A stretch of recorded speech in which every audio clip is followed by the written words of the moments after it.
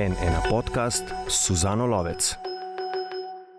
Kučan in Janša dva stola narazen, ženske, ki odhajajo od premierja Goloba, napovedan miting SDS, referendumi, stavke, prihajajoče evropske volitve, padajoče javnomnenjske delnice vlade in manevri v komunikaciji. Dober dan, spoštovane gledalke in spoštovani gledalci, drage poslušalke in dragi poslušalci v N1 podcastu. Danes o vsem tem, o političnem dogajanju v državi s 3 strokovnimi in zanimivimi gosti.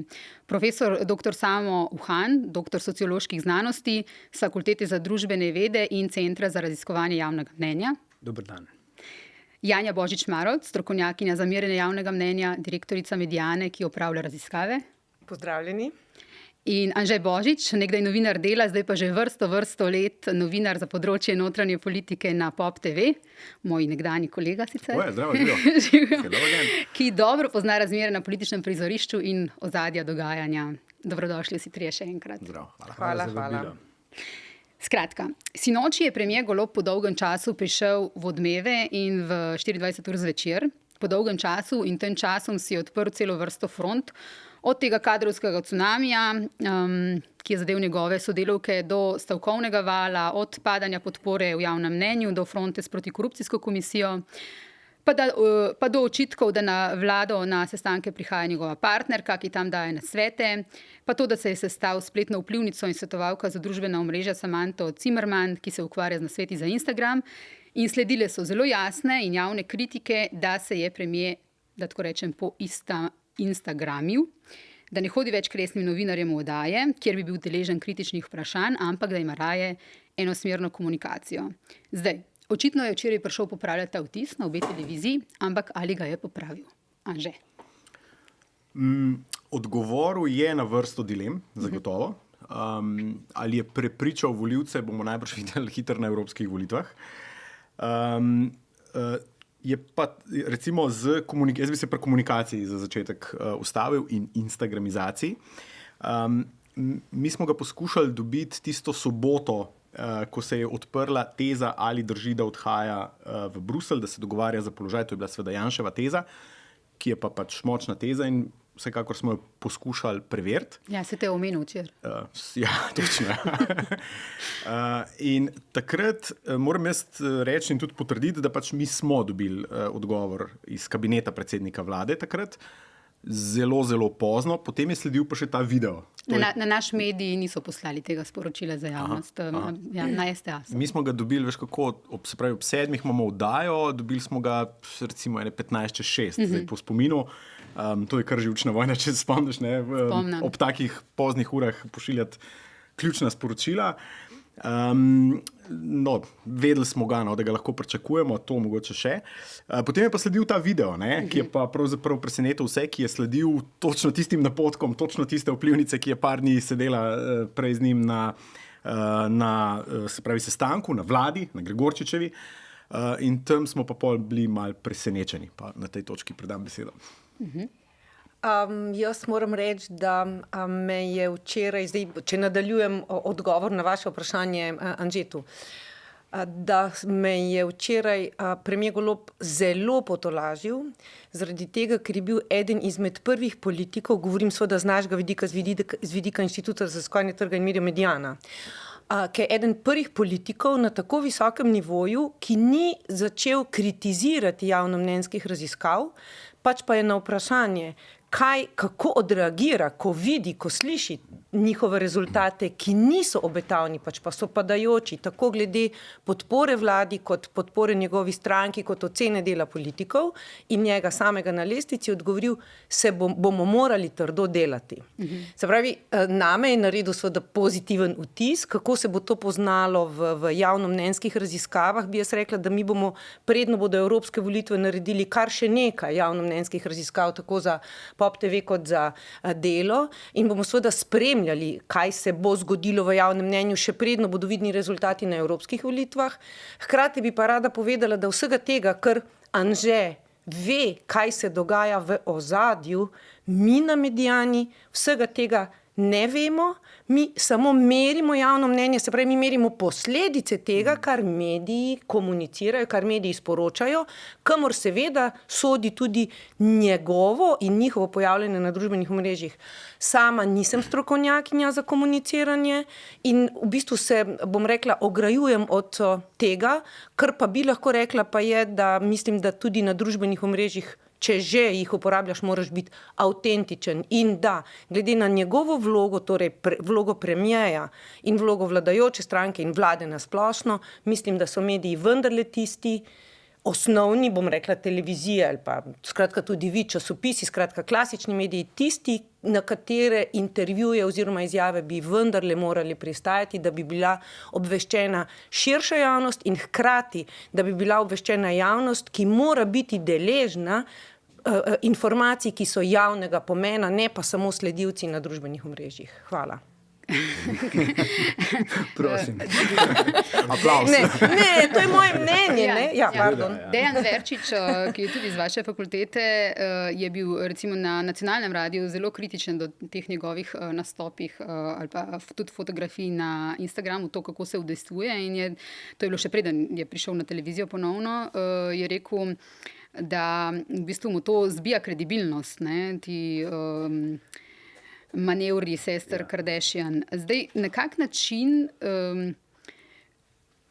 politik, ko komunicira preko različnih kanalov, lahko zase doseže nek pozitiven učinek? Vi ste že omenili, ne, to avtentičnost. Ali Golob to dela avtentično in kakšen je vpliv na javno mnenje, ko nastopa na en način ali na drug način? Ker zna se zgoditi, ne, tako je bilo v prejšnjih tednih, smo ga v bistvu spremljali v nekih resnih, težkih situacijah za politika, kjer se ni najbolje odrezal, kjer je bil deležen veliko kritik, potem ga vidimo nasmejanega na Instagramu, točno po teh pravilih, vidimo ga na fotografijah, v nekih manekenskih pozah in tako naprej. Ali on to počne avtentično in kako to vpliva na javno mnenje? Težko verjamem. Premier Golob postaja politik, učna doba je kratka in razmeroma mučna. Čeprav ljudje njegovega kova, menedžerja, enega smo že poznali, pravijo, da nikoli ne bojo pravi politiki, ker so krizni menedžeri in so reševali situacijo na drug način in tega niso bili vajeni, je to popolnoma vseeno. Ko si politik, te ljudje, javnost, mediji presojajo po teh kriterijih. Znašel se je v eni, treba je povedati, zelo neugodni situaciji, kar se komunikacije tiče. Onkraj vsakega dvoma, medijska krajina se je v zadnjih 20 letih, to vi veste bolj kot jaz, popolnoma spremenila.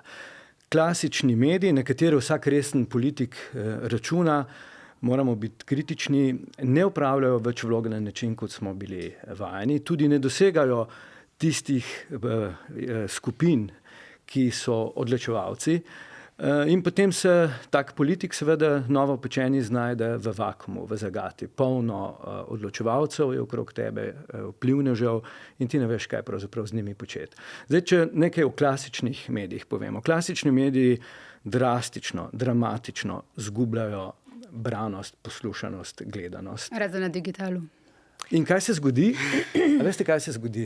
Neka odločitev, da je treba tekmovati z novimi mediji. Ne kohabitirati, ne biti komplementaren, ampak tekmovati. Torej pomeni neko trivializacijo, tudi totalno radikalizacijo. In mi dobivamo, mediji seveda so tudi v lastništvu različnih interesnih skupin, tudi lastniki so tudi tisti, ki ne prihajajo iz medijskega sveta, imajo svoje interese. In torej tisto, kar je popolnoma jasno, s klasičnimi mediji ne boš dosegel nikoli nekih populacij. Potem pa pridejo novi mediji, kjer pa je zagata strašanska. Nekaj nekomu zamerimo, drugemu zopet ne. Kralj Instagrama, predsednik Pahor, pa če je upravljal neko vlogo, ne bi bil rad nespodoben, karkoli bi naredil, popularnost je samo naraščala. Ne? In na drugi strani, skoraj da bi lahko rekel, karkoli bo premier v tem smislu naredil, izhodišča so postavljena, niso najboljša, upleteni so kompromitirani, če tako rečem, in to bo izrazito težka naloga. Vendarle, pravim, smer pa je prava, prav je, da je to naredil. Na ta način je mogoče en del populacije nagovarjati. Pustimo zdaj osebe, kdo to počne. spraševati se bo treba, kako boš to počel, pa vendarle je treba na nek način doseči volivce. Zdaj, ali je to kliše, da so mladi, ali da so tisti, ki ne sledijo politiki na konvencionalen način, tisti, ki tudi ne participirajo. Zdaj, to je druga zgodba. Jaz mislim, da tega zrel politik ne more ignorirati, mogoče pa bo tudi obrtno stvar stekla v prihodnosti bolje, kot sedaj izgleda.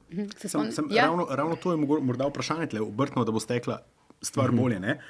Vsebina. Zdaj bomo rekli, kaj pa vsebina. In dokler morda gre v komunikaciji, recimo, ne, videli smo pa recimo Goloba v teh zadnjih nastopih, recimo zelo suveren in zelo pri trdni poziciji glede zdravniške stavke, ne, enega osrednjih težav v državi, ne, na klasičnem mediju.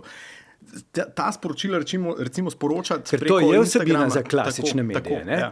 Ker tisti, ki so v tem smislu najbolj prizadeti, seveda smo vsi državljani prizadeti, ampak nadpoprečno prebivalci višjih starostnih kategorij. In tu je bil message, sporočilo ta pravo. Jaz mislim, da se ta zdravniška stavka onkraj vsakega dvoma lomi, ne gre v najbolj ugodni smeri za zdravnike in lahko se utegne se zgoditi, da bo to prva kljukica ali pa prvi primer v slovenski zgodovini, ki ne bo klonil pred Fidesem. Ni nujno, da bo to na kakršenkoli način razumljeno kot njegova zmaga. Zanesljivo pa bo imelo to velike posledice za menedžiranje interesov skupin, ki imajo velik ugled, ki so se ga pa polno zapravili, veliko javnomnenjsko podporo, ki jo praktično za zdravnike več ni, in to je pa zdaj tisto, kako boš naprej to kapitaliziral. Skratka, ni samo komuniciranje in način komuniciranja in izbira medijskih kanalov, pač pa je tudi vsebina, ki jo komuniciraš. In pri tej vsebini, ki jo komuniciraš, je za vse znamke, jaz prihajam tudi iz področja tržnega raziskovanja, pomembna osredotočenost. Če česa ne opazimo, ni osredotočenosti. Se pravi, osredotočenost ne glede na to, na katerem mediju komuniciraš in katero ciljno skupino nagovarjaš, je potrebna rdeča nit. In se strinjam, da se drugače nagovarja instagramovce kot klasične medije, ampak mislim, da ne glede na padanje branosti, gledanosti, poslušanosti, pri nas ne gre za to tako drastičen fenomen, da bi lahko reševal situacijo z Instagramom. Se pravičujem. Profesor dr. Marko Milosavljević je ta teden ocenil, da komunikatorji si na vladi podajajo kljuko, ampak da je treba paziti, da politik ni pralni prašek ali banana. Ne?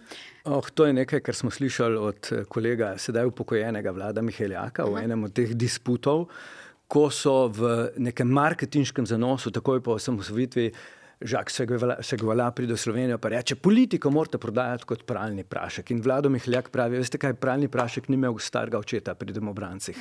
Kaj hotel seveda povedati? Tukaj so neke zelo subtilne dimenzije, kjer je treba kulturno specifiko upoštevati. In to je tisto.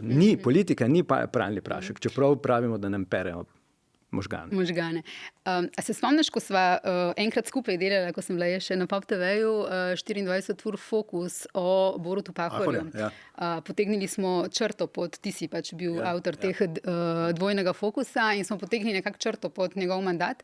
In ena od kritik je seveda bila to Instagram. Ampak zelo sva poudarila, si poudaril, da ne gre za to, kje on je, ampak kje ga ni. Ne? In verjetno je tukaj razlika med njima. Ne? On je takrat upravljal neko protokolarno funkcijo, pa smo mu še zmeraj očitali to, kako se pojavlja oziroma kje se ne pojavlja. In je tukaj Golob v drugačni situaciji, ne? Ko se on pojavi na... Poleg tega je pa recimo tudi istočasno, ko je odkriva zdaj Instagram in raziskuje Instagram, so se zgodile pa tudi pomembne strateški premiki pri komunikaciji vlade med ljudmi na vladi. Ne? Videli smo tam odhode, videli smo prihode, minister Arčon dobiva nekako na tej komunikacijski teži. Pričemer je meni malo hecno, vlada vendarle ima urad vlade za komuniciranje. Ima šefico urada vlade za komuniciranje. Meni je to malo nenavadno, da to zdaj na ministra prehaja. Recimo. Šefi urada vlade za komuniciranje so lahko portparoli zelo vlade. Malo smo dobrih videli. Veronika Stebe je bila zadnja takšna. Trnovško, ki smo jo spoštovali. Mislim, da bi tudi Anže Logar enkrat pri Janši, ali je bil sam za časa predsedstva. Je nesrečno začel s podtikanjem v hotelskih sobah. in mislim, da bo tako tudi nadaljeval. O tej novi komunikacijski strategiji, o kateri smo ta teden pisali prav vsi mediji državi, je še nekaj, kar se tiče Arčona, zanimivo. Namreč pogosto se ta vlada ujame v neke diskrepance. Recimo, včeraj sem bila zelo pozorna. Skratka, vsi smo pisali o tej novi komunikacijski strategiji. Arčon nastopi, pride in da izjavo za javnost in reče, pač on bo zdaj skrbel za komunikacijo, in Arčon včeraj reče, citiram, v zadnjem obdobju so se pojavile informacije, da vlada pripravlja novo strategijo komuniciranja. To seveda ne drži. Želimo samo čim bolj strukturirano komunicirati. Predsednik vlade par ur pozneje na Pop TV-ju, citiram, nova komunikacijska strategija nima veze s tem, da po vseh kanalih sporočam isto, ampak da hočem biti jasen in zanikati dezinformacije na vseh možnih kanalih. Nekonsistentnost. No, nekonsistentnost. Da je pomembna vsebina in notranja usklajenost in to je tista osredotočenost, ki sem jo prej omenila. Bodimo pošteni, zadeva res ni enostavna. Ne? Ko razpravljamo o vsebini na Instagramu, je seveda treba natančno razumeti, kaj tam lahko narediš, da ima težo. Lahko si ti ekscesen, če boš dolgočasen, bojo rekli, ne vladaš Instagrama. Zdaj, jaz Robertu Golobu ne bi svetoval, da bi se učil pri prejšnjemu predsedniku vlade, tega ne želimo gledati, kar smo tam videli, ampak on je bil mojster Twitterja, bivšega zdaj Exa. Ne? A to želimo mogoče? Tam je bil eksces. Doma, ne? Zdaj, če bo predsednik vlade kaj podobnega počel, bomo rekli to, kar je po moje zelo neposrečeno rekel včeraj Boris Vezjak, dobivamo drugega Janšo, kar je degutantno. To seveda ne more držati po nobenem kriteriju. Ampak imel je v mislih neko avtoritarnost, ki je po moje včasih bolj nek izkaz pomankanja samozavesti, pa poskušaš to nekako kompenzirati, ker v tebe to tudi nekako pričakujejo. Odločnost potem, ko se ti na urniku, ko ga pogledaš za naslednji teden, zavrti. Ne veš, ali te bo traktor povozil, ali te bojo zaprli na upravno enoto, ali te bodo doktorji, ne vem kaj stalo naredili. Ne? Pa še na 2 ne moreš poklicati. Ja, se pravi, ker še tudi oni stavkajo. Ampak tudi to verjetno loči dobrega politika od slabega, tako kot dobrega voditelja televizijskega od slabega, ker mnogi slabši televizijski voditelji kompenzirajo takrat, ko niso samozavestni, to s tem, da so pasi, ne? Kot mi dva veva. Oziroma, kot se reče v našem fohu. Ne? Mimo še ene stvari... To tudi nepoznavalci.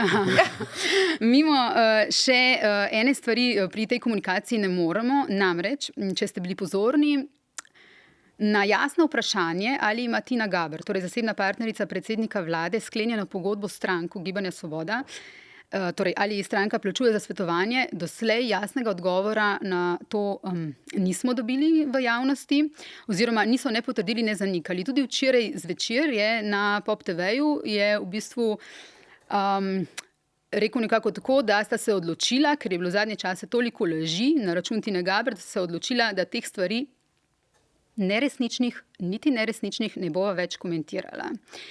In potem je speljal na to, zakaj vas ne zanima kaj drugega o politiki, zakaj me sprašujete o zasebnem življenju. Zdaj, tukaj je tudi neka diskrepanca oziroma nekonsistentnost, ker namreč, kar se tiče Tine Gaber in zasebnega življenja, že prej je predsednik vlade najprej govoril, ob začetku mandata, da zasebnost je pač njegova zasebna stvar, kar je povsem legitimno. Začelo je z otroki takrat. Tako, kar je povsem legitimno stališče in ne, okej. Potem je pa na oddaji Preverjeno sam razlagal v bistvu stvari o zasebnosti.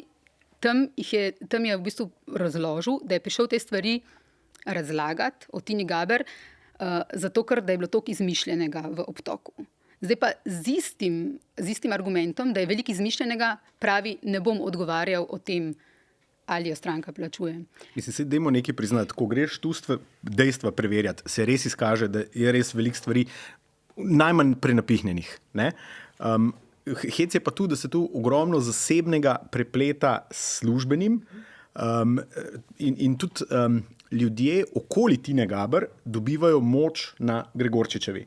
V tej komunikacijski strategiji PR-ovke poznavajoč in ko se spozna se pravi premierjevo partnerko, postane glavna PR-ovka, ostale odidejo. Ne? Tako da tukaj je tudi malo ta neformalna moč, malo ta neformalen vpliv. Podobno zgodbo smo videli recimo takrat pri odstrelu medvedov, ne, na sicer popolnoma ločeni tematiki, ne, ko je postavila eno stališče, je vlada zavila v tisto smer. Ne. Čeprav ta vlada načeloma tudi vodi to politiko, ne, morda po tisto kmetijsko ministrico ni tako izrazito. Ne. Ampak tle se to zelo, zelo meša. Vem pa, da so nam pa potrdili, da za to drugo Instagramerko, ki jo je tu spet pripeljala Tina Gaber, da ni sklenjena nobena pogodba. To so pa potrdili. Ja, so potrdili. Ja. A sem te prekinil? Ne, veš kaj, zanimivo je, da jaz sploh ne vem tega insajderskega dogajanja, ga ne poznam in vi ga poznate, ga lahko komentirate, jaz pa ga sploh ne morem ga komentirati. No. Ker sem mi na Mediani smo bolj posledica vsega tega, ne, kar se zdaj, ogledalo. Kot pa vzrok za vse to. Ne? Vi zdaj razlagate o vzrokih, kaj se dogaja, bomo pa videli zelo malo, kaj se pa potem v javnosti zgodi.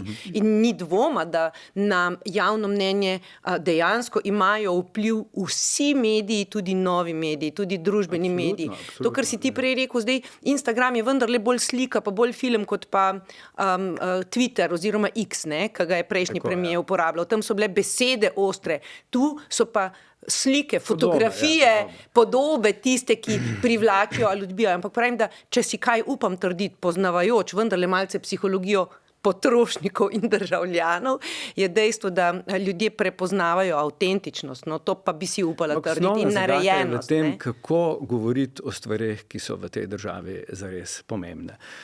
Mislim, to je neverjetno, ne, da ti kot politik se moraš dobesedno izboriti prostor, da o kakšnih vsebinskih stvarih govoriš, ker ti 5-krat te prekinejo z zgodbo, ki je seveda, ne rečem, da ni medijsko pomembna. Pa vendarle, ne, državljani, če zdaj probam biti klišejski, imamo pravico zvedeti tudi kaj o tem, kako so v državi stvari sučajo. Predvsem o tem. Ampak kako se sučajo v posteli pa v dvigalu, nam morda pa ni treba vedeti. Ampak razumeš, to, če zadeva pogodbo, službeno delo in odlivanje denarja, eventuelno, ker smo občutljivi na evre, o milijardah nimamo pojma. Ne, gre tudi za ta vpliv, ki ga je Anže omenil. Ampak kaj se pa ni treba? Fino je, če imamo neko možnost, neke prioritete, ne, pa neko težo. Ampak okej, dobro. Premier Golob je najprej zadržal imenovanje 2 državnih sekretark, ki jo je predlagala nova pravosodna ministrica Andreja Katič. Ena je bila včeraj sicer imenovana, Andreja Kokalj, druga je, če smo ga prav razumeli, še na mizi. Med Gibanjem Svoboda oziroma predsednikom vlade meni zdaj se ves čas zdi, da v bistvu niso čisto na isti valovni dolžini, ne, Anže? Oziroma, skozi so neki kratki stiki. Kakšen je ta odnos zdaj? Zelo zagoneten, že od samega začetka. Videli smo že pri imenovanju ministrov, se je to pokazalo. Čeprav jaz pa moram reči, da tle pa malo razumem logiko.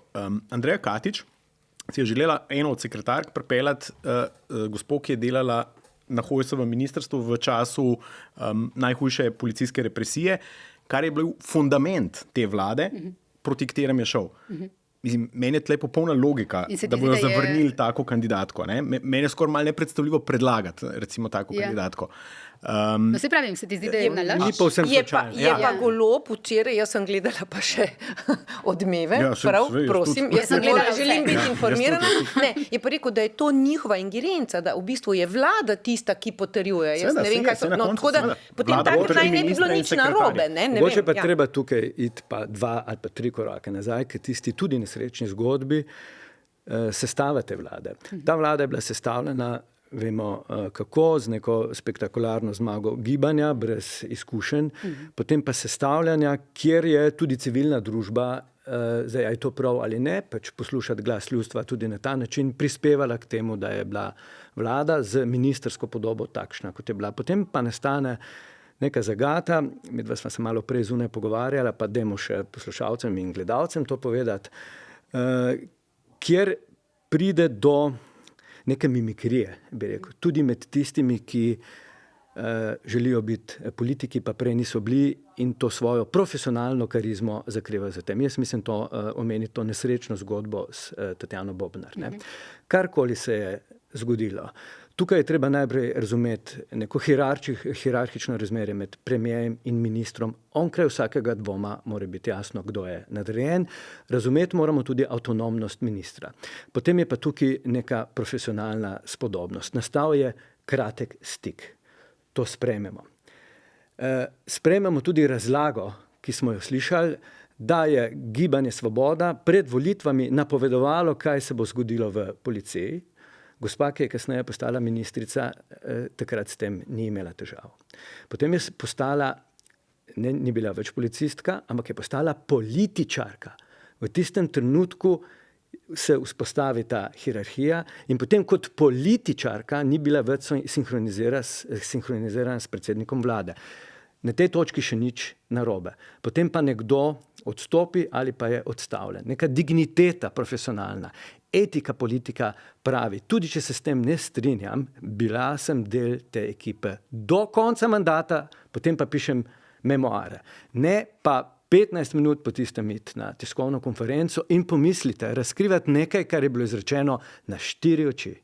In potem se zapletati v zgodbe, ko si kot politik pravzaprav povedal, da si počel nekaj, kar ne bi smel, imeti informacije o delu tajne službe in potem pravzaprav svojo kožo reševati tako, da greš v pravzaprav neko diskreditacijo ali pa celo tožbo, kot smo kateri slišali. To se mi zdi, da je nekaj zelo indikativnega v slovenski politiki, ko tudi od nekoga, ki postane politik, potem slišimo, da je bil na njega izvršen politični pritisk. Ja, kakšen pa za vraga? Samo političnega lahko izvajam kot tvoj nadrejeni, vse drugo je prepovedano. Ne?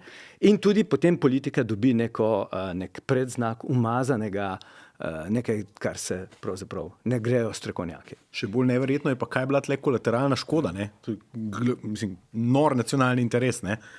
Tuja neka agenta, prvič prejeta, sodelovanje s tujino, to je zgodba, ki se bo še absolutno... Torej, argument, da je nekdo prirejal aretacijo zato, da bo boljši spadl njegov referendumski rezultat, je otročje. Verjetno nihče resno v tej državi ne misli, da se je Slovenija sama odločila, da je bo ruska vohuna v tej situaciji aretirala. Seveda se ni. Ne. Ampak, Anže, je pa opazno, da predsednika vlada zelo skrbi, kaj se bo zgodilo na KPK, ne?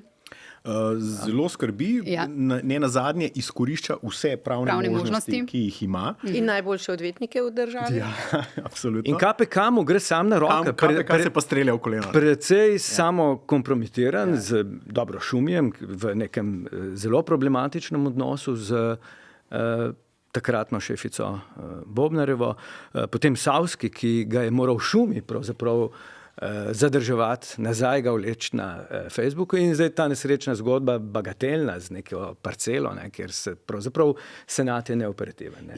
In je pa res, da to pa vse postopek daljša. Ne? Ja. To je pač posledica tega. Ne? In če imamo na tem še to, kar je Nataša Pirc-Musar, predsednica države, rekla pri nas, da v bistvu, če KPK ugotovi kršitev integritete, bi moral odstopiti. On je sam to rekel, da bo odstopil, če se sam, to zgodilo. Vse to Ampak to je nekako lahkotno izrečeno, a veste. On je tudi rekel, da bo pokazal vse dokaze, pa povedal vse dokaze, pa nekako do tega. Zelo je jasno, da on tega, da njega to zelo skrbi, po reakcijah. Kako ga ne bi, ne? Ja, čakaj, ampak zakaj pa bi ga, če je vse v redu? Ampak še nekaj rečemo, zakaj pa bi ga, če razumem, vprašam. KPK pravzaprav ni sodišče. KPK v enem drugem podcastu je bivša ministrica Kresalova povedala, kako narobe pravzaprav to razumemo, oziroma kako smo prikrojili KPK. KPK je bil narejen za preganjanje sistemske korupcije, ne pa ad personam. Zdaj pa razumemo KPK kot neke izvršne sodbe. Res je, strinjam se. Ne? Če se ti to zgodi, potem nimaš kredibilnosti, nimaš kapitala. Sploh, če se sam sklicuješ na to, ali če so videli... Staviš na integriteto. To pa je. Tako da tega se nekako ne da se preživeti, če se ti to zgodi. Ne? In ti nič ne pomaga, če se sklicuješ, da recimo številne sodbe KPK niso zdržale testa po tem nepravem sodišču. Ne? Ampak recimo primer Katarine Kresal je tak. Ne?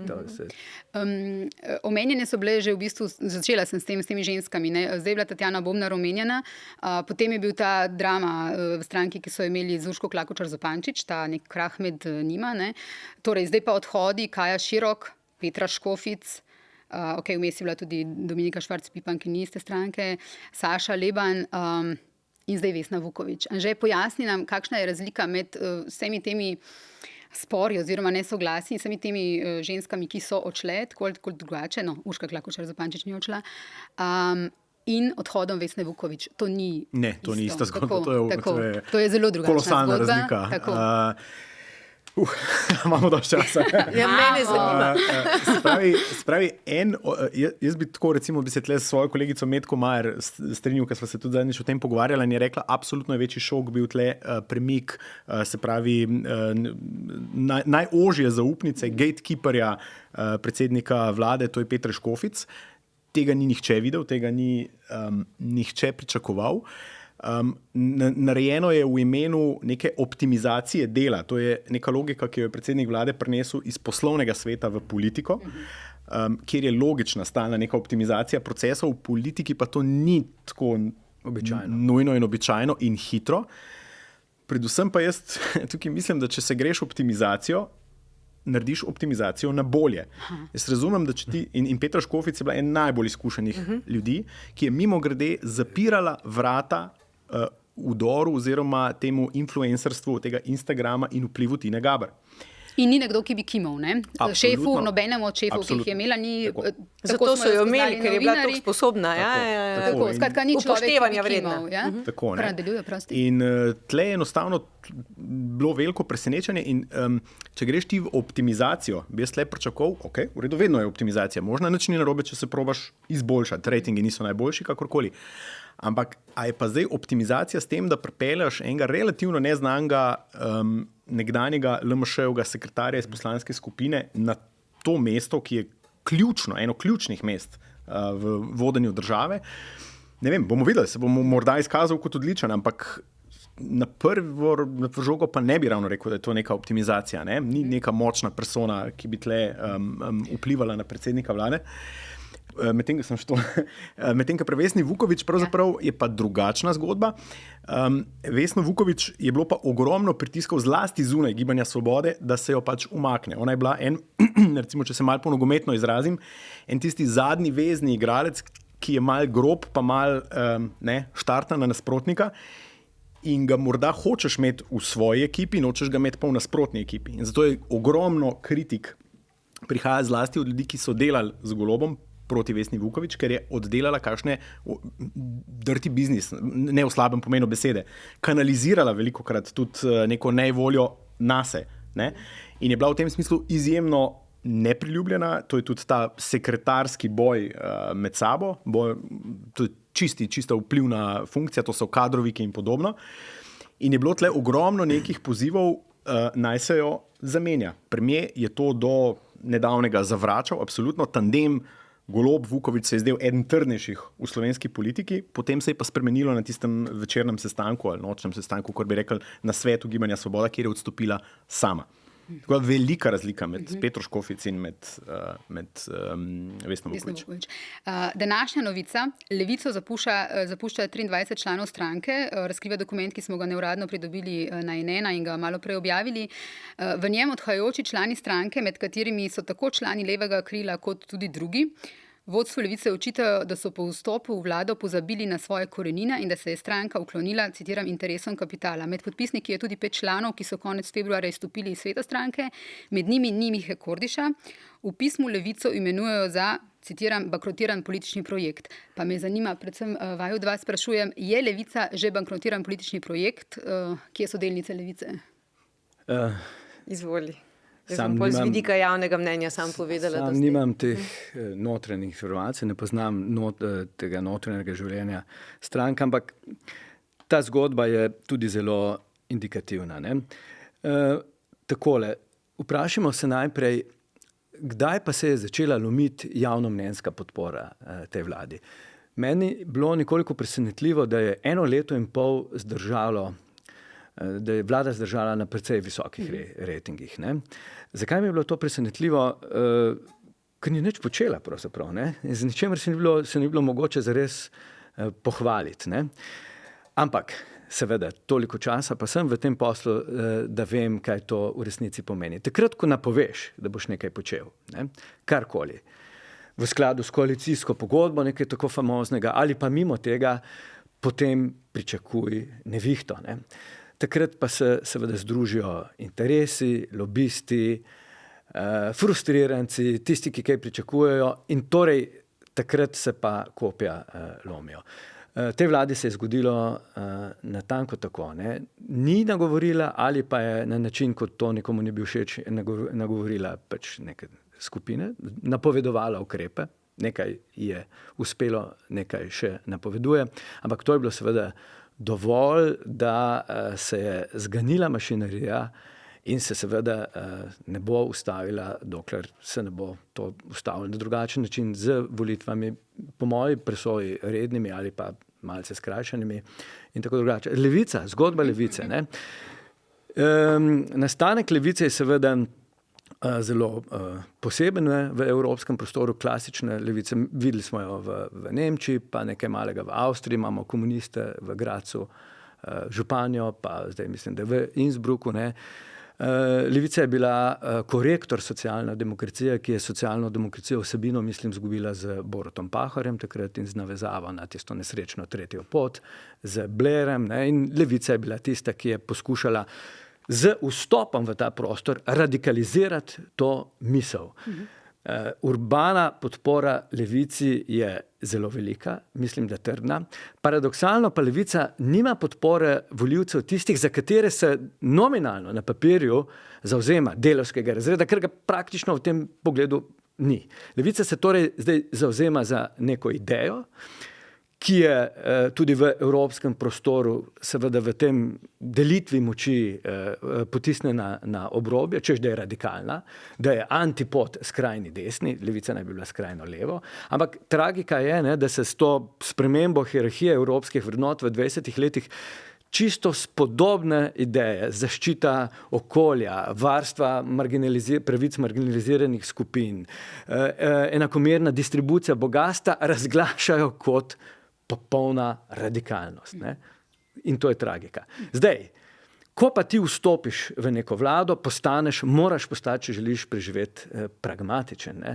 Moraš pravzaprav stopati korak nazaj, sklepati kompromise, slišimo z delodajalci, z deležnikimi temi, onimi drugimi, in to nujno pomeni, da je padla senca na tvoj čist obraz v času, ko ni bilo treba prevzemati odgovornosti. In zdaj levica tako dolgo vztraja, in mislim, da bo vztrajala v tej vladi samo zato, ker je že morala pogoltniti očitek še iz prejšnje konstelacije, da je zaradi njenega nedelovanja Janša pravzaprav prišel na oblast. In ta strah, se upravičujem, ta strah je tisto, kar bo tukaj so. To pa, da pride do čiščenja in pomlajenja, je pa neka dinamika v strankah, ki niso vojaško ali pa teološko organizirane, kar je na drugi strani vemo. Jaz bi se najprej navezala na Anžeta in na te ženske in na te menjave ekip. Skratka, vidimo, da se premier Golob poslužuje različnih prijemov za to, da bi popravil rejtinge. Jaz mislim, da rejtingi morajo biti posledica delovanja, ne pa popravljanje vtisa, in upam, da ne sledijo samo rejtingom kot takšnim, pač pa da bodo naučili javnost, kaj je potrebno, pa na kak način na dolgi rok lahko, bom rekla, zadovolji takšne in drugačne interese. In to, da menja celo ekipo, je lahko da celo bolje, kot da bi menjal enega posameznika, ki se ne bi nekje, bom rekla, uskladili med sabo. Je pa res to, kar praviš, da so to ljudje, ki so nam sicer neznani, lahko da so usposobljeni, ampak je pa zamenjal paradne konje, ki so bili profesionalci in to lahko... Tako, in to ni nujno najboljše. Ampak dopustimo možnosti, da ja, se pravi, zamenjal je zdaj celo ekipo in da vidimo, kaj se bo naprej zgodilo. Kar zadeva pa, in se tu strinjam s tabo, ne poznam pa ozadij, kot je rečeno. Samo je zelo dobro razložil fenomen levice v Evropi, v svetu celo in tudi pri nas. Mi pa smo opazili kaj? V zadnjem času. Levica je imela odkar so v vladi, zdaj bom rekla, relativno stabilne rejtinge, rahlo padajoče. Ampak ja, na Gaussovi krivulji, na Gaussovi krivulji se smatrajo tako na na levem robu. Okay? Zdajle so pa v zadnjih mesecih vendarle zgubili odstotno točko 2-3, kar je pri 5-odstotni javnomnenjski podpori lahko že polovica. In kaj pa opažamo? Rast piratov. Zdaj, rast piratov je javnomnenjska rast. Izkazuje se ponavadi, da ko se javnomnenjske podpore v levih strankah povečajo, ni nujno, da se ta iste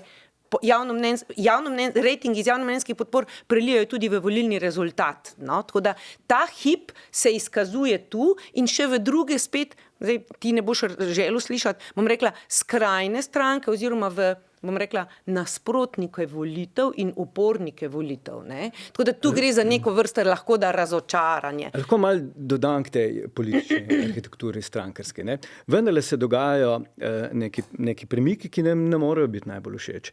Najprej pojasnimo nekaj. Ne?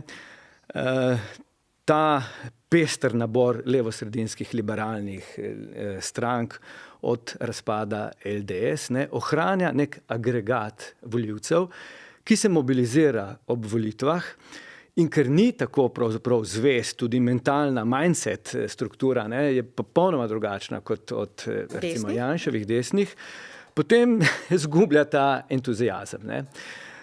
Se zgublja v tej kritični refleksiji, ki naj bi bila lastnost ljudi, ki volijo te stranke. Ampak se umikajo v neopredeljene, kot je pravi Janja, umikajo se malo med razočarane, nikakor pa ne migrirajo na desno. Nikakor. In to se ne bo zgodilo. Nekaj pa se je zgodilo, kar nas mora skrbeti. Da stranka, ki ta trenutek vodi v javnomnenjskih raziskavah in je veljala kot relativno konzervativna ali pa zelo konzervativna, pa vendarle v bloku evropske, bi rekel, krščanske konzervativne družbe, pomemben, tvoren člen, se samo radikalizira. Pomislite, Pomislite, in to je tisto, kar bi moralo nekoga v tudi slovenskem prostoru skrbeti. Odrekla se von der Leyenovi na nek način, ki nikakor ni liberalka ali pa levičarka, nikakor ne. Zakaj se je odrekla? Zato, ker pravzaprav zagovarja neko agendo. Včeraj smo v oddaji Tarča slišali, mislim, da me ne bo zameril Bogdana Biščka, ki pravi, skrbi nas, da se je stranka radikalizirala, ker je ocenila, da je bila, ko je bila na oblasti, preveč popustljiva do nekaterih idej. Ta stranka postaja pandan evropski radikalizirani desnici, ki brez sramu, tudi pri nas, uporablja neko besedno zvezo, naš predsednik opozicije, kulturni marksizem, pazite, ki ga je v manifestu Breivik zapisal, potem, ko je pobil 70 otrok.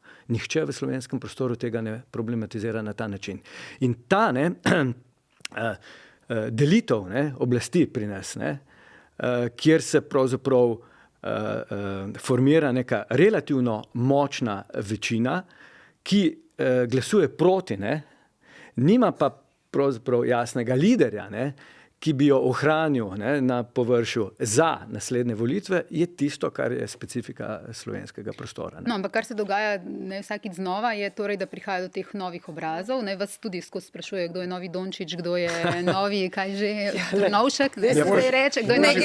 Ne grem. Potem pa rečemo, pa stare volte, to je včeraj bilo, In vedno znova se ti nesposobni novi izkažejo kot na nek način politično nevešči, nesposobni za nekatere stvari, vedno znova teče levica ta isti krog in se ujamemo v zanko, kdo je trenutno najboljši anti-Janša. Skratka, vmes pa se dogajajo... Morate vedeti, tudi Janša ni več to, kar je bil. Današnji Janša je nekaj drugega, kot Janša izpred 20 let. Zagotovo. Skratka, vedno znova to iskanje in tiskanje novih obrazov in hkrati to je ta model, da se Janšo onemogoči na način vedno novega iskanja novega obraza. Hkrati pa ugotavljamo, da v bistvu stvar ne deluje, če moramo vedno... In potem imamo recept. Kaj imamo recept? Mostograditelji, smo ga poslušali. A veste, kaj pomeni mostograditelj? Nazadnje je ta izraz uporabil Podobnik in žal skupaj s pokojnim Janezom Drnovškom, ki mu je podobnik pil kri, se poskušal pokazati kot nekdo, ki gradi vezi, mostove, in to se je zdaj ohranilo. Ta ideja se prenaša v ta prostor, ko se poskuša diskvalificirati nove obraze.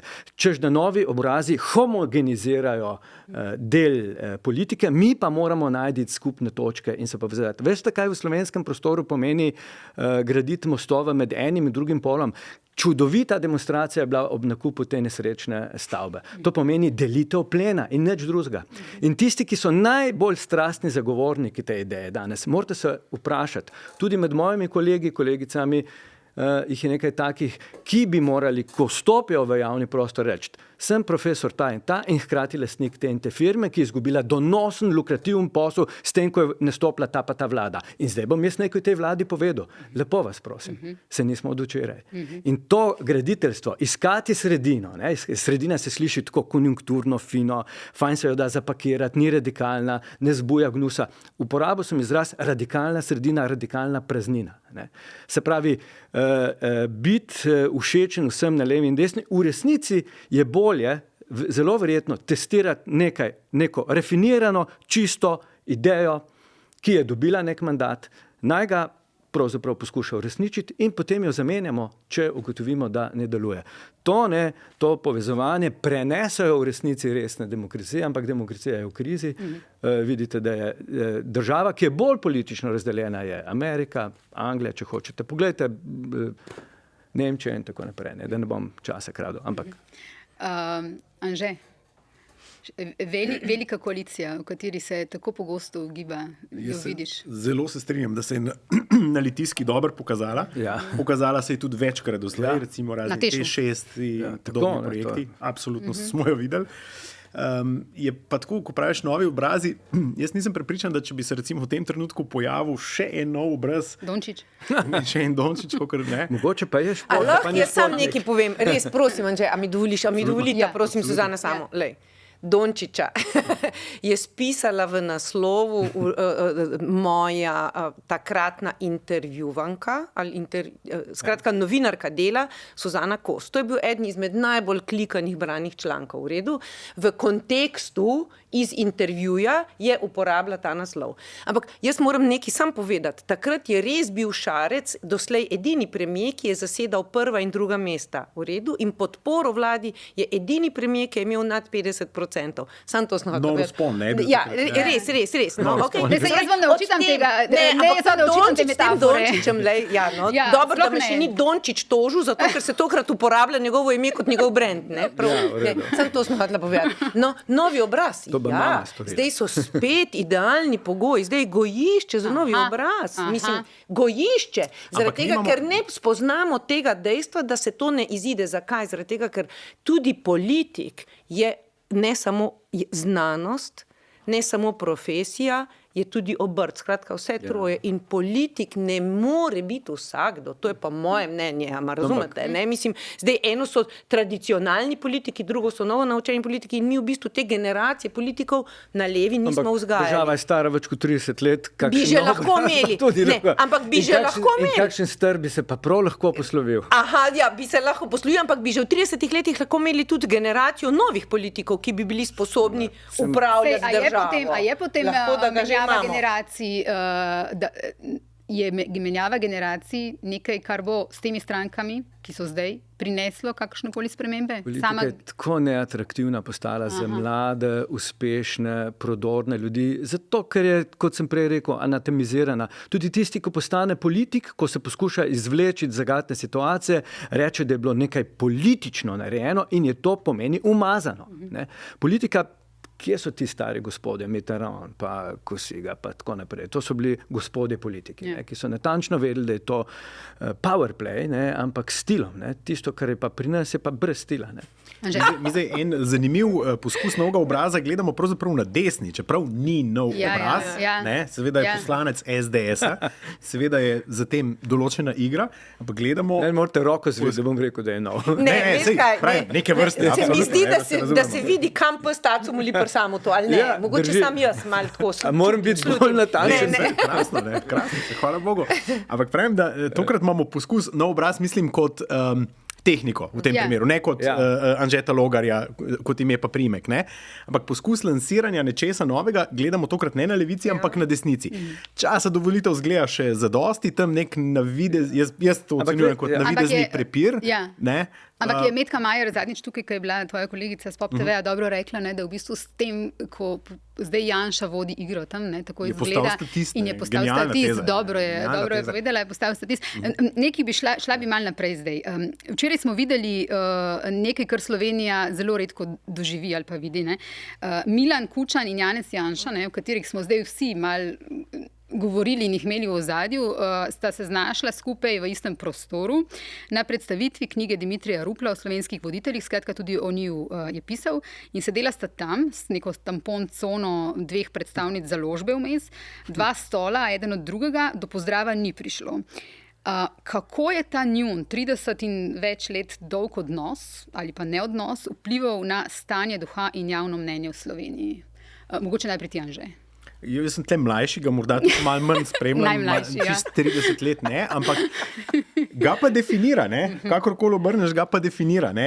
Tako kot praviš, na vsakih volitvah se išče anti-Janšo, na drugi strani se straši z strici iz ozadja, ki jih vodi človek iz Murgel.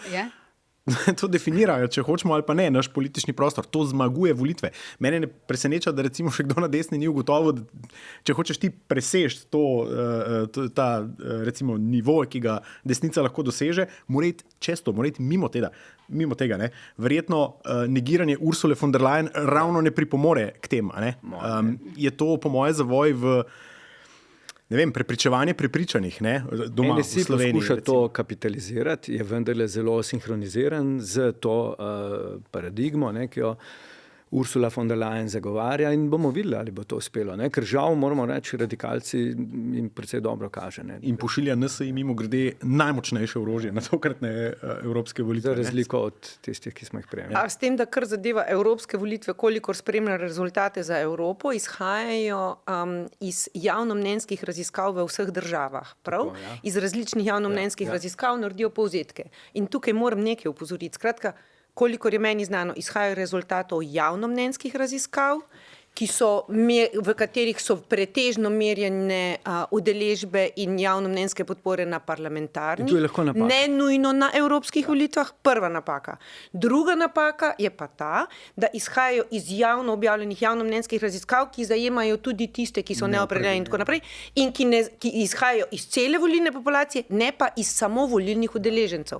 Mi smo zdaj delali ene izračune in pride do še bolj desne slike za Slovenijo. Sam to, da veste. Skratka, ker smo gledali med udeleženci. Torej ni nujno vprosti. Stranke z zvestim volilnim telesom imajo ob nizki udeležbi boljši rezultat. Tako da lahko, da je situacija, bom rekla, še bolj desna, kot se ta hip prikazuje v vseh teh vzporednicah in primerjavah za Evropo. Lahko da. No in Janez Janša je včeraj tam ob robu tega dogodka med drugim rekel, da bodo evropske volitve v bistvu nekako lakmusov papir oziroma referendum, ne? Tako da ali bodo... To pa mislim, da ne. Jaz tudi mislim, da ne, zaradi tega, ker ne moramo tega primerjati. Veste, zakaj ne? Se bodo pa lahko ponašali z rezultatom. Se bodo pa absolutno bodo to izkoristili kot njihov nastal bo prostor za interpretacijo. Nastal bo prostor za interpretacijo. Ne? In potem bo seveda nekaj časa bomo to poslušali, ampak te dva rezultata res nista primerljiva. No, ampak ali bodo evropske volitve tudi referendum o delu te vlade? Ali bodo volivci tudi o tem? Po moje ne. Če bi bil jaz predsednik vlade, bi bil nesrečen čisto zaradi ene druge stvari, o kateri sem malo prej govoril. Jaz imam, na hitro bom povedal, ene rezultate čisto sveže javnomnenjske raziskave, tudi del evropske raziskave. Delali smo 3 mesece na gromozanskem vzorcu z vsemi restriktivnimi metodološkimi merami. Ne? Malo prej sem rekel, da vzameš v roko in ti postane dolg čas, ne, pri tej raziskavi. Zakaj, bi rekel? Relativno zadovoljstvo z življenjem, z materialnimi razmerami, srečo, z razmerami v državi nasploh. Potem pa po drugi strani izrazito velika kritičnost, prepričanost, da smo korumpirani in totalna egalitarnost in prepričanje, da je vlada odgovorna za vse. Veste, kaj je posebnost teh rezultatov? To, da ni posebnosti, da so 10 let, 15 let, 20 let popolnoma isti. Ampak nihče jih ne zna kapitalizirati. Kje je zdaj tukaj prostor za propad, razpad države, kakorkoli? To neko dolgočasno zgodbo ljudem prodati kot največji uspeh je velika umetnost. Recimo, tako, tudi ta nesrečna levica, o kateri smo prej govorili, ne? Malevcu je uspelo nekaj, z nekaj luknjami in pomanjkljivostmi, dolgotrajna oskrba. Vse vlade vse vlade so se trudile, pa vendarle. Poglejmo razpravo o gospodarski rasti. Predsednik vlade, ki ima podatek, da država pod njegovim vodstvom, kakorkoli pač, doseže tretjo največjo rast v teh časih, bi moral biti headline. Roko se lahko... A je kdaj poskušal to skomunicirati v resnih medijih? Ne? Naprimer. Ali pa to zadovoljstvo? Veš, kje smo to mogoče zasledili? Recimo pri energetiki smo to zasledili. Takrat so se kar precej pohvalili, da so zadržali recimo ceno, ko je šla zlasti med vojno v Ukrajini. Da, gospodarska rast, nizka stopna, strukturna nezaposlenost, to pravzaprav nikogar več. Egalitarnost, Ginijev koeficient. Mislim, tu levica... Ampak hkrati vidimo pa razpadanje zdravstvenega sistema. Velike luknje v šolstvu, manjka nam negovalnega kadra, celo ministri, prejšnji minister je rekel, pač nimamo kaj vzeti, še minister ne more vzeti, če nima kaj vzeti. Veste, kaj je tragedija? Da ko nekdo reče, to je vendarle kumulirana država 30-letnega vladanja, da izpade kot izgovor. Delno tudi je pa konec koncu tudi nekaj resnice v tem, ker smo ljudje to vse skozi pokrivali. Bili smo srečni, ko se je 11-krat zgodila zdravniška stavka in se je vedno končala tako, da so dobili vse, kar so pravzaprav zahtevali, pa še nekaj čez za dobro vago. To je dežurni moralist Brecelj lepo povedal. Stavke potekajo tako, da se pod mizo se zmeniš, potem pa narediš nekaj šova za javnost in smo vsi srečni. Nismo srečni, zato ker potem nekomu to eksplodira v obraz. Trenutni vladi, ampak bolj tragično je, da to eksplodira obraz prebivalcem te države. In zdaj smo na točki, ko nekdo mora to presekati, grdo je, ceno visoko plačujemo, ampak ali imaš kondicijo, psihično stabilnost, da to zdržiš? No, ampak smo pa tudi v situaciji, ko imamo torej stavke, ne samo zdravniške, ko imamo kmete na ulicah, prihodnji teden spet, ko Janša napoveduje zbor naslednji teden, od katerega si obetajo močno mobilizacijo pred evropskimi volitvami. In zdi se, da smo v bistvu v izrednih razmerah. Nismo. Ampak to, da izgleda, kot da smo pri nekaterih stvareh v izrednih razmerah, pa Janezu Janši ponovadi zelo odgovarja, ne Anže? Ampak je pa tudi predvidljivo. Jaz mislim, da ta 21.3. bo na nek način tiste, ki so pozabili, kaj smo doživeli v prejšnjem mandatu, lepo taksativno spomnil. To bi znal nekdo tudi sebi v prid obrniti, ker tisto, kar boste v Ljubljani videli, boste videli brez zaničevanja in žaljenja. En del Slovenije, ki je zelo specifičen v svojih pogledih. Dejstvo je, da do zdaj je Janša bil neaktiven na ta način in je pridobival, kvečjemu pridobival, je prišel do 23. Kako trupla mimo ampak to pa ni nujno, da bo koristilo, bi prej rekla, da lahko zaustavi ali pa celo škodi, glede na to, odvisno kako se bo speljalo. Ker često težko gre, V okviru evropskih volitev jaz verjamem, da to njemu koristi. To je mobilizacija tiste volilne baze, ki bo definitivno na volitve šla. In ob nizki volilni udeležbi toliko večja zmaga. Zato jaz mislim, da tega ne gre preslikati. Nizka udeležba bo prinesla zveste volivce, ki je zvesto bazo. Kar se pa kmetov tiče, je nekaj, kar je v resnici za vse nas precej zagatna zgodba. Brez dvoma je to skupina, ki je v težavah z zeleno paradigmo, prehodom. Vendarle mislim, da so se, zdaj pa govorim v evropskem smislu, kmetje slabo odločili, ker želijo preživeti na kratek rok in na način, ki bo poguben za dobesedno vse. Če pogledate njihove zahteve, gredo v smeri ustavljanja zelenega prehoda. To desnica zelo izrablja, češ, da je zeleni prehod nekaj, kar je politika zafnanih levičarjev, ki si to lahko privoščijo. Preživeti pa moramo vendarle od danes do jutri. To je kratkotrajna, slepa politika, ki tudi kmetom, ki so v resnih težavah na evropski ravni, ne bo koristila. Ne. Se pravi, zeleni prehod je vendarle nekaj, kar ni izmišljotina, kar je nekaj, kar ima dolgoročne učinke in kar zadeva generacije, ki prihajajo. Vendarle ne moramo gledati samo na naše preživetje. In zdaj, to ne bo lepo videti, ne bo pa tudi šlo zelo v prid, ko se pripelješ z mehanizacijo, ki je en kos 150,000 evrov, na primer. Ne. Ali pa še več, kot v Bruslu, se je že videlo, tle bomo pa. Ja. Meni se tudi zdi, da slovenski kmet pa evropski kmet v luči zelenega prehoda sploh nimata iste težave. In nimate iste agende tudi, ne? Ja. Francoski kmet, poljski kmet, nemški kmet dela za neke megakorporacije. Tako. Mi tega nimamo. Pravzaprav zelo dobro. Meni se zdi zeleni prehod priložnost za slovenskega kmeta.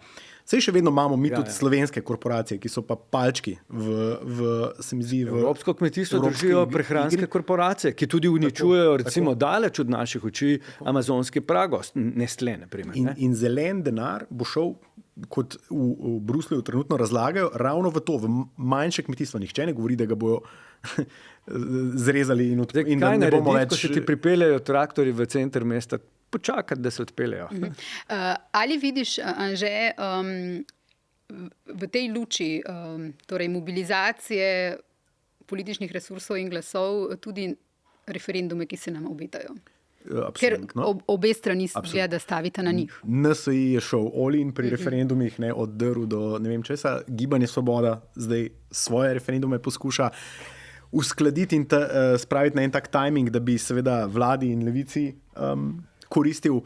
Absolutno je to del volilnega leta, recimo temu. Vsak si ga pa proba prikrojiti in nastaviti na tisti timing, ki bi njim najbolj ustrezal. V tej luči vidim tudi proteste kmetov, pravzaprav, ker morate vedeti, da zdaj so jih sicer sklicale kmetijske organizacije in sindikati in združenje in podobno, ampak ko so se pa te protesti začeli pred tedni, posamični v manjših krajih, so bili pa te isti kmetje kritični do svojih organizacij. In te organizacije niso sklicale prvih protestov, ampak se je nekako v ozadju jih probali vedno vprašati, pa kdo je pa vas poklical, kdo vas je nabral, kako ste se zorganizirali, saj organizirajte se kot želite. Ampak nekako je bil občutek, da je za tem že tam interes stranke SDS. Tudi ko si šel na teren in se s temi kmeti pogovarjal, si slišal zelo podobne vsebinske poudarke. Absolutno verzijo do medijev, to je naša kolegica na terenu direktno občutila. In predvsem pa kritika torej teh kmetijskih sindikatov in organizacij, ki so pa zdaj seveda skočile na ta vlak, tudi ne morejo iti mimo, tudi deloma imajo določene poante, kmetije na visokih, težko obdeljivih območjih in podobno, davkarija, ampak zdaj pa, a se pa lih slovenski kmet ukvarja z uvozom poceni ukrajinskega žita in koliko to realno na njega vpliva, pa ne vem. Razen, če mu kakšna stranka namigne, aktiviraj se. Vrnila bi se še enkrat k Milanu Kučanu. On je včeraj tam ocenil na tem dogodku, kjer sta bila skupaj oziroma ne skupaj z Janšo, da razmere v državi niso, pozorno sem ga poslušala oziroma si izpisala, da razmere v državi niso spodbujajoče in optimistične, a je dodal, da vendarle niso tako katastrofalne, kot jih želijo prikazati mediji. Mislim, da je potreben neki realen pogled na to, kaj se dogaja in tudi na razmere, v katerih se dogaja. Upam, da bo na koncu prevladala treznost, modrost in odgovornost do tega, kar pomeni upravljanje z državo. To je velika odgovornost, ki se je ne moreš naučiti čez noč, prav tako pa jo ne moreš nemarno opravljati. Tole kar zaušnica Golobu, Ampak potem on je še druge stvari govoril. Torej, ko so ga vprašali, če bo Golob končal svoj mandat, je o tem ni želel špekulirati, saj da je to vprašanje za Roberta Goloba. Jaz o tem ne morem soditi, nisem v njegovi koži, niti v njegovem perju.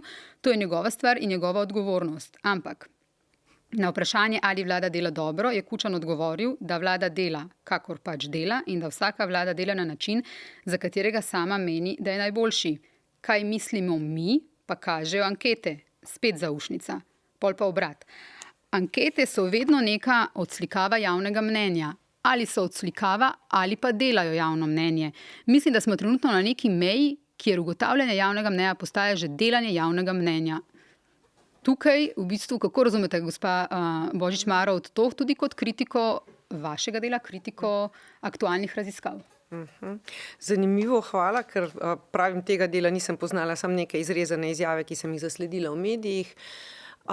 Bi rekla, da ne gre za kritiko Medianinega dela, ker kot rečeno, a vidite, koliko sta zdaj govorila Anže kot poznavalec in samo kot profesor. Ona dva vsem veste vse, on ve ozadje, on ve, kaj se dogaja v svetu, v Evropi in doma. In to na vseh področjih. Jaz sem bila pa zadržana. Zakaj sem bila zadržana? Jaz imam tudi svoje mnenja, jaz imam tudi neka svoja znanja. Ampak v medijih skušam dejansko prezentirati tisto, kar govorijo Medianine javnomnenjske raziskave, pod katere se podpišem. Ne komentiram drugih javnomnenjskih raziskav in ne govorim, oziroma če se le da se vzdržim izjav, jaz mislim. Interpretacija, ne? Tako. Jaz mislim, jaz povem tisto, kar kažejo rezultati. Tako da jaz gospoda Kučana absolutno spoštujem in se strinjam z njim v tem delu, da razmere v Sloveniji so tako katastrofalne, kar je pokazala njihova 3-mesečna raziskava, čeravno se je v 3 mesecih marsikaj zgodilo. Pri nas vsako leto delamo mednarodno, v sklopu mednarodnih raziskavo o tudi zadovoljstvu v Sloveniji in tako naprej. In mi smo v vrhu po zadovoljstvu v primerjavi tudi s sosednjimi državami, da ne govorimo z Balkanom, z Italijo, z Avstrijo, z Nemčijo. Se pravi, stopnja zadovoljstva v Sloveniji je višja kot kjerkoli drugje. Zdaj, ravnokar v začetku meseca marca se nam je prvič zgodilo, da je, bom rekla, padlo upanje za prihodnost Slovenije na 36%, kar je slabo in sem javno povedala, da je slabše, kot je bilo za časa Janševe vlade oziroma v zadnjih 3 letih. Se pravi, dejstvo je, da ne vem o kom in o katerih raziskavah je gospod Kučan govoril, je pa res, da se v slovenskem javnem prostoru pojavlja več različnih, bom rekla, javnomnenjskih raziskav, za katerimi se jasno ve, da za enimi stojijo desni in za drugimi stojijo levi. Mi z Medianinimi raziskavami smo vedno objektivni, vedno korektni in vedno skrbimo za to, da zastavljamo vprašanja korektno oziroma celotno vprašalnik, izvajamo na reprezentativnih vzorcih in da mediji, kot je Pop TV in njihovih 24 ur in tako naprej, in Delo predstavljajo rezultate naših raziskav korektno. Kako jih interpretirajo, je pa stvar novinarjev. O drugih raziskavah in o drugih javnomnenjskih, bom rekla, morebitnih ustvarjanjih javnega mnenja pa ne bi komentirala. Je pa ponavadi zelo podobne stvari Janša govoril, ne? Ja, drži. Ja. Jaz sem kar malo občutljiv, ko pade kritika na medije, moram priznati, seveda, pač tam delam logično. Jaz pa ne prenesem, da pade kritika na raziskave. In dokler me z leve in desne... V zvezi s tem, ampak takole, ne. Jaz pa včasih sem kritičen. Zadnjič enkrat so me študenti opozorili, kar se redko zgodi, glede na, da pravimo, da so indiferentni, ne. Ampak takole, ta kritika mora biti tudi fair. Včasih ne, imamo raziskovalci, ki imamo nekak sistemski vir financiranja, pa smo vpeti v te mednarodne asociacije in privilegij, da lahko počnemo stvari v globino, ne, kot temu rečemo. Strukturo javnega mnenja, ugotavljamo migracije, tudi psihološke profile. In raziskovalci, nič v slabem smislu, komercialni, počnejo raziskave, ki so v enem delu, potekajo na površini in niso površinske, da ne bi... Se opravičujem, ker te bom prekinila. Ker te bom prekinila. Jaz govorim o javnomnenjskih raziskavah, ki jih objavljajo mediji in ki pridejo do ljudstva, vključno z Milanom Kučanom. Ne govorim pa o vseh ostalih vsebinskih poglobljenih raziskavah, za katere imamo znane naročnike in so rezultati dejansko posredovani samo njim. In zagovarjam absolutni strokovni pristop od začetka do konca, kar zadeva raziskave, ki jih izvajamo na Inštitutu Mediana. Se opravičujem.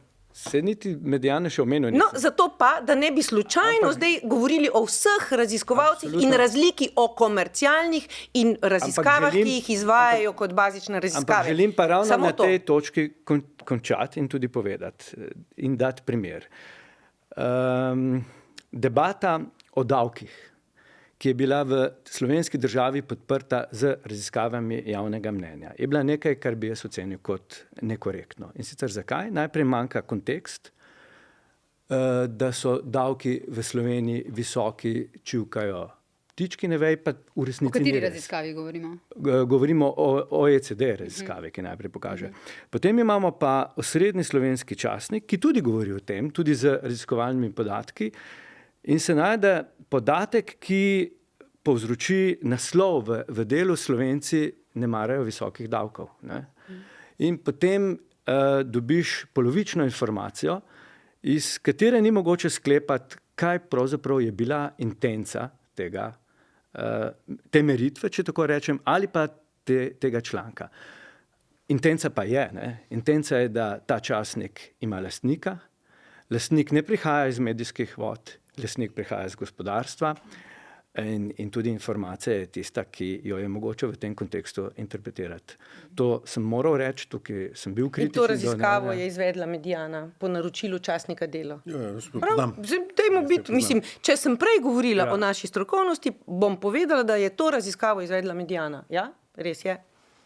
In to je tisto, kar sem nekako hotel povedati. Da moramo ločiti pravzaprav, ko govorimo o delanju in se pravi konstrukciji javnega mnenja, nihče ne pripisuje nikomor kakih slabih namenov, ampak pravzaprav to je blazno delikatno početje. Kontekstualizacija. In mislim, da je tukaj moder mož Milan Kučan povedal, da je treba meriti javno mnenje, ne ga tudi. Bi rekla, da najverjetneje moder mož Milan Kučan bi težko verjela, da je imel v mislih to raziskavo, ki jo ti omenjaš, je imel pa, ne vem, tudi jaz ne vem, kaj je kdo mislil, ampak vem pa, da obstajajo v Sloveniji, žal moram tako reči, raziskovalne hiše, ki so na eni in ki so na drugi strani. Meni se je zdelo, da je dal zelo mešane message.